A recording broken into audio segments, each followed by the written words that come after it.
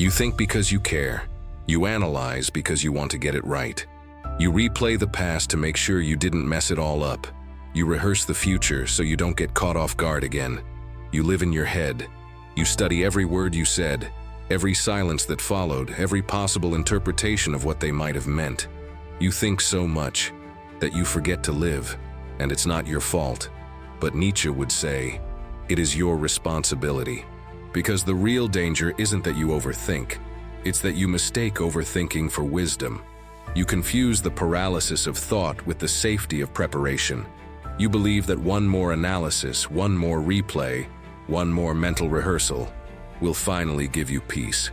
But Nietzsche warned us that peace doesn't come from thinking more, it comes from becoming more.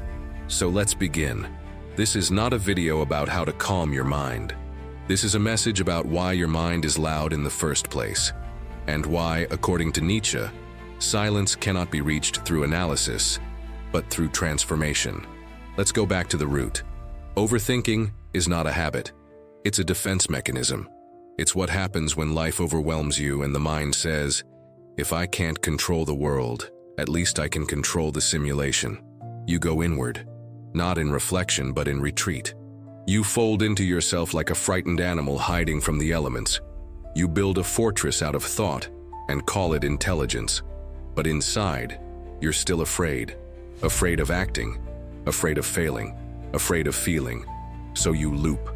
And Nietzsche saw this, not as wisdom but as fear dressed in philosophy. In his words, the snake which cannot shed its skin must perish. And what is overthinking, if not the refusal to shed the skin of the past? To Nietzsche, a mind trapped in endless thinking is a mind afraid of transformation. It clings to what was, it obsesses over what might be, but it avoids the one thing that matters most, the will to act now. He called it the will to power, not power over others, but power over oneself. The power to choose, to act, to become, and most of all, to affirm life as it is. Because what drives overthinking is not reason. It's resistance. You resist uncertainty. You resist the unknown. You resist letting go. And so the mind builds mazes to keep you safe, but every maze becomes a prison. Nietzsche would say, you are not overwhelmed because life is too much. You are overwhelmed because you have not yet claimed your own strength. You do not need to think your way to freedom. You need to become someone who no longer needs to escape. And that is the root of Nietzsche's medicine. He didn't believe in comforting thoughts. He believed in dangerous truths, truths that force you to evolve, truths that burn away illusion, truths that leave you naked in front of your own cowardice and ask, will you live? Or will you keep waiting until it feels safe? Because it never will. The mind will never be safe enough. The world will never be certain enough. Your plan will never be perfect enough. And Nietzsche saw the tragedy of a person who spends their entire life planning how to live, but never actually does. He wrote of the last man, the one who avoids pain, avoids risk, avoids depth, avoids greatness. He doesn't fall, he doesn't rise, he simply survives, and he calls that happiness. But it is not joy, it is sedation, and that's what overthinking becomes, sedation disguised as safety. You do not grow in loops, you grow in leaps. You must leap. But here's where the modern mind resists. But what if I leap and I fall? What if I make the wrong choice? What if I regret it later? Nietzsche's answer would be brutal. He would say, better to fall than to rot. Because when you overthink, you don't just pause, you decay. Your intuition weakens, your courage dies, your instincts fade, and your life becomes theoretical. You become a spectator to your own existence. You watch others live. You analyze their choices. You scroll through moments you never dared to chase.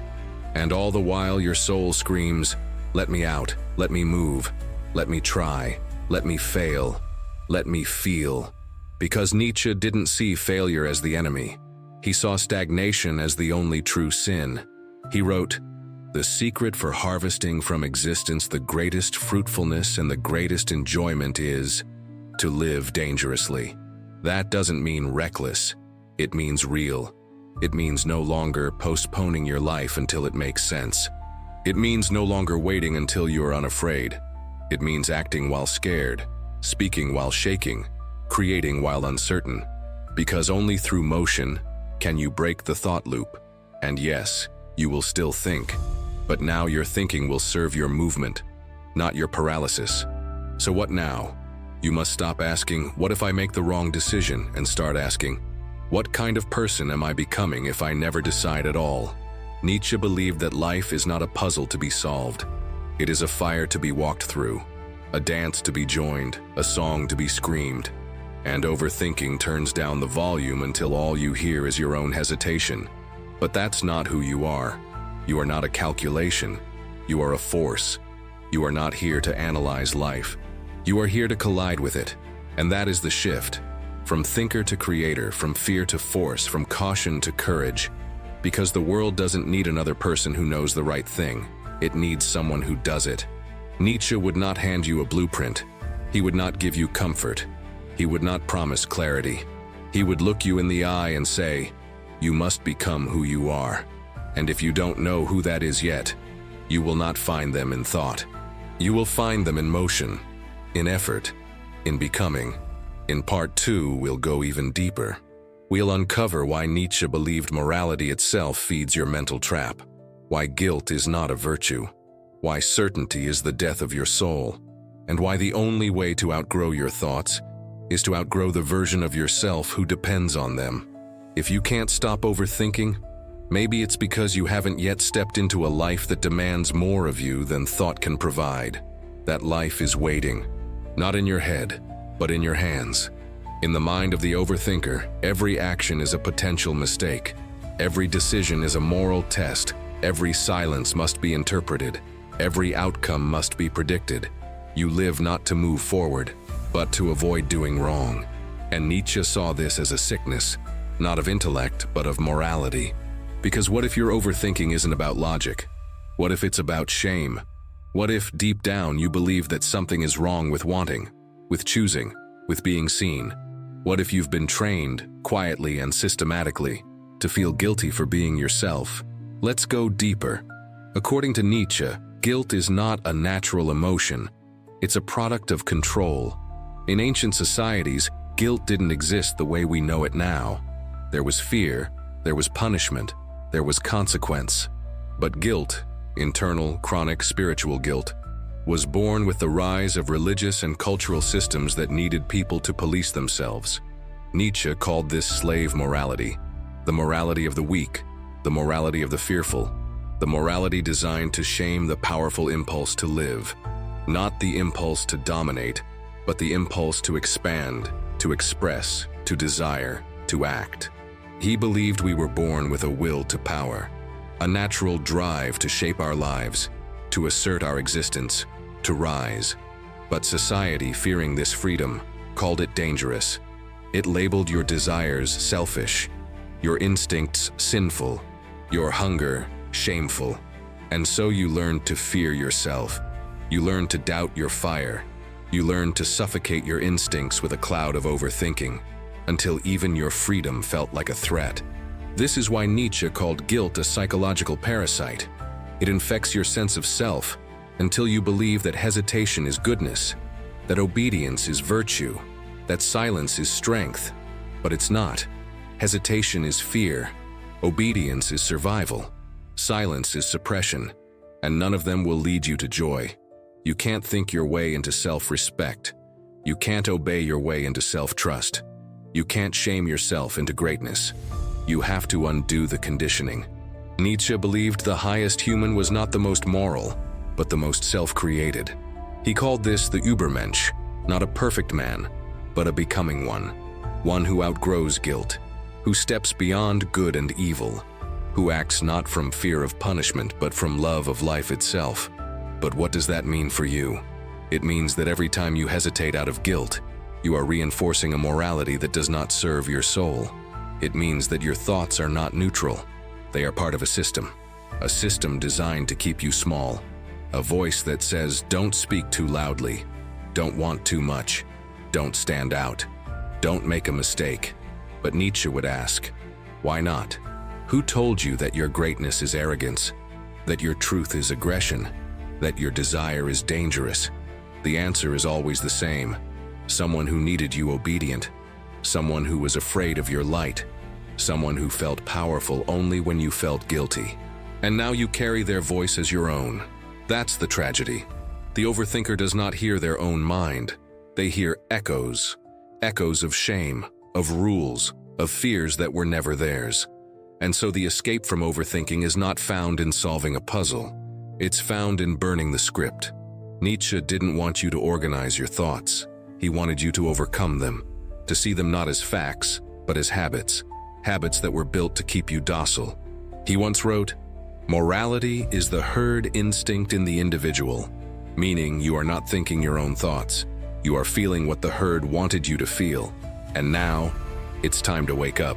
Because here's the lie that traps you. You think you're overthinking because you're smart.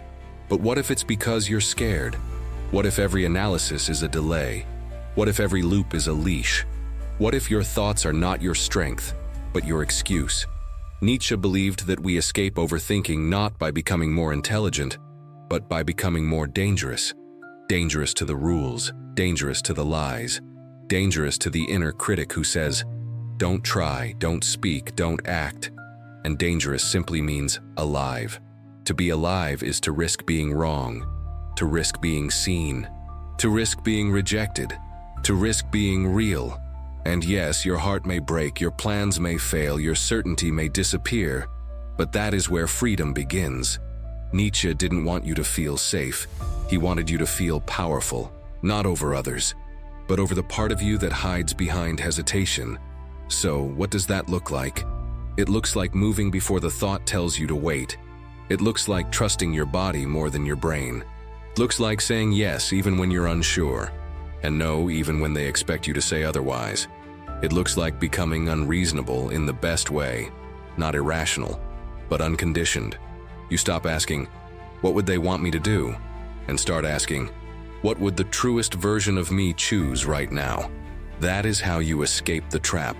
Not with clarity, but with courage. Not by waiting, but by becoming. Nietzsche believed that no one becomes free by waiting for permission. You become free by declaring it. Even if your voice shakes, even if your thoughts race, even if your hands tremble.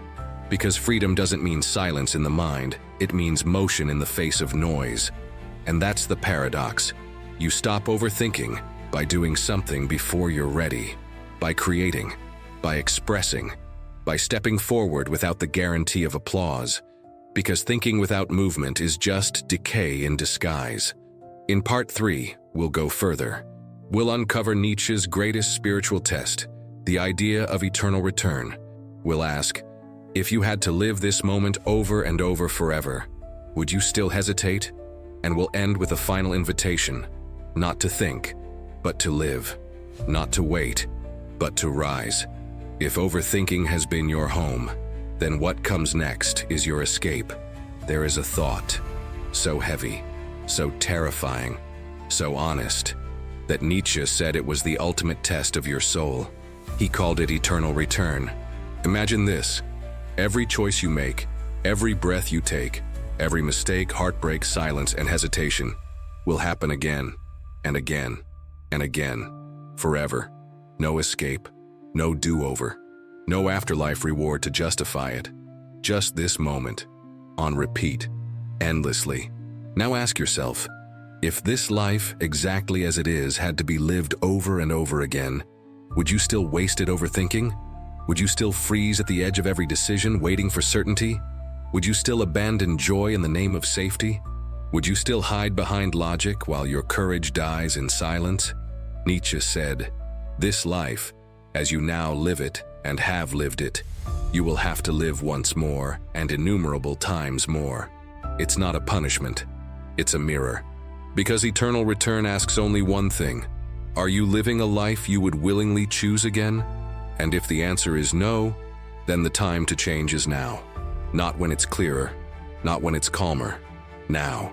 Because the truth is, you do live each moment forever, not in time, but in memory, in identity, in who you become because of what you did or didn't do. The cost of overthinking is not just time, Itself. It's the version of you that never existed because the version of you that hesitated always took its place. But now, you see the pattern. You've named the tricks. You've faced the fear beneath the thought. And now comes the hardest part. The part Nietzsche demanded: action. What does it look like? It looks like saying the thing you've been scared to say, calling the person you miss, leaving what is safe but dead, starting what is risky but true, making the art, screaming the truth, taking the leap.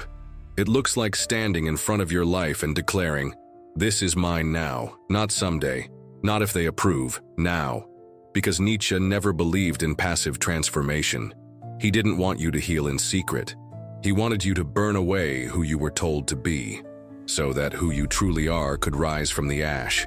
He believed that pain wasn't the enemy, comfort was. Comfort sedates the soul. Comfort turns lions into lambs. Comfort turns dreams into thoughts that never touch the earth. But you were not born to be a thought. You were born to be a force, a movement, a decision, a flame. And flame cannot hesitate. This is the final reframe. You don't overcome overthinking by becoming more certain. You overcome it by becoming someone who no longer needs certainty to move. Because the mind will always have one more doubt, one more question, one more warning. But the soul knows. It whispers. It pulls. It aches. And you've been ignoring it for far too long. So let this be your moment. The moment you stop asking for guarantees. The moment you stop bowing to your hesitation. The moment you break the loop. You don't need to earn your way into life. You just need to step into it. With trembling hands, with unfinished plans, with thoughts still racing. Step anyway, because you are not your thoughts. You are the one who moves through them. You are not here to observe life from the sidelines. You are here to enter the arena, bloodied, scared, imperfect, and alive. So if you can't stop overthinking, maybe that's not a flaw. Maybe it's the call, the final cry of a self that's tired of hiding, tired of waiting, tired of narrating a life never fully lived. And if you hear that cry, then now is the time to answer it. Live, choose, burn, fail, feel, begin again. This moment is yours, forever. Because if you had to live it over and over again, wouldn't you want to remember that this is where it all changed? If this broke something open inside you, don't just feel it, move with it. Share it with someone who's still stuck in their mind, waiting to be free. Leave a comment. What part of this message spoke to your truth? And what will you do with it now? And if you want more content like this, subscribe. Not to escape life, but to reclaim it. Not to think more, but to become more. You don't need another thought, you need a moment. This one, go live it.